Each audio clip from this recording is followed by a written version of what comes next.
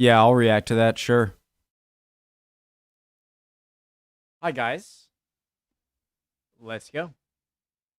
The original link to the video, top of the description, just, Discord, all the things. Just, can we skip the intro this time, guys? Just, I'm a little tired. Let's go. He's known as the Godfather of the Sword. In the sword business for how many years? For 38 years. What Malcolm doesn't know about swords probably isn't worth knowing. And today he's journeyed up from London to test the first King's sword to be carried by the state ceremonial warrant officer at the King's coronation. But first, we got a peek behind the scenes at the 14-week process of how it's made. First to the forge, where Stephen, Jamie, Gwyn and Chris are hard at work. The process involves forging, grinding, tempering, quenching, polishing and making the basket that bears the King's cipher. And it's a real art. One of the biggest challenges is getting it straight. So I'm just getting the blade, same temperature. This is a lot cooler of a video than I thought it was going to be. Throughout, so I'm trying to get the same. Stephen, Jamie, Gwyn and Chris are hard at work. The process involves forging, grinding, tempering, quenching, polishing and making the basket that bears the King's cipher. And it's a real art. One of the biggest challenges is getting it straight. So I'm just getting the blade, same temperature throughout, so I'm trying to get the same colour throughout but not let it get too hot. And then once it's at the right temperature, it goes straight into the oil tank. How do you know when it's right? Experience. That's going to go in now.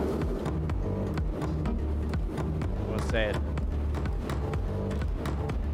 You may notice that the oil bath is at a slightly jaunty angle, and this is no accident. The sword must be aligned with true north, because as it cools, it regains its magnetism, and the Earth's magnetic pull can also cause it to bend. And apparently you know... What? If that's true, that is awesome.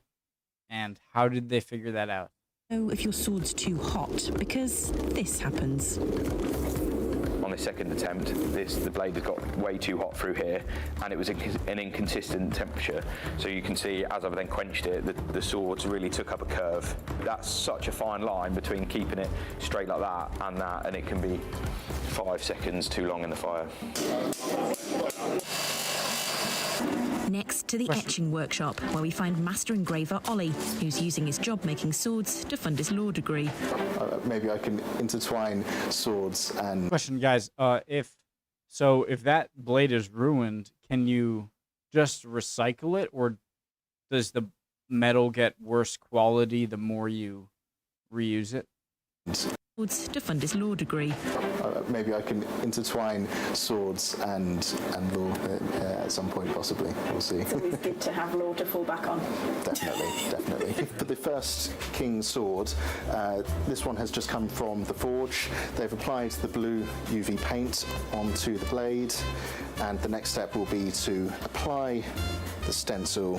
For this one, it's a warrant officer's sword, so there's very minimal artwork, and that will be taped to the blade in preparation for acid etching.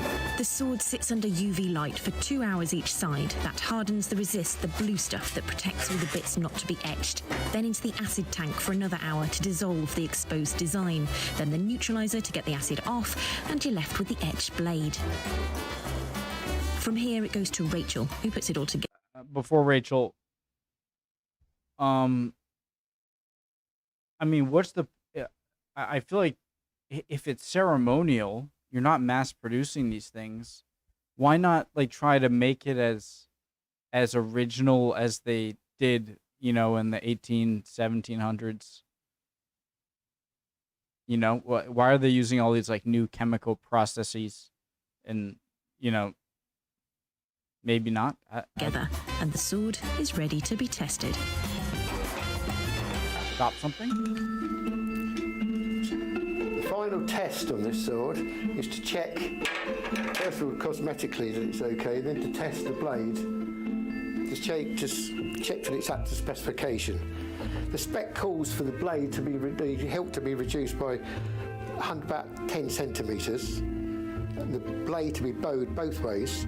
That's pretty. And then it has to come back dead true. Then we check, other than cosmetically, just make sure there's no marks on it. Okay, maybe I take that back. That button, which is to hold the sword in the scabbard, is a perfect fit on the fall down.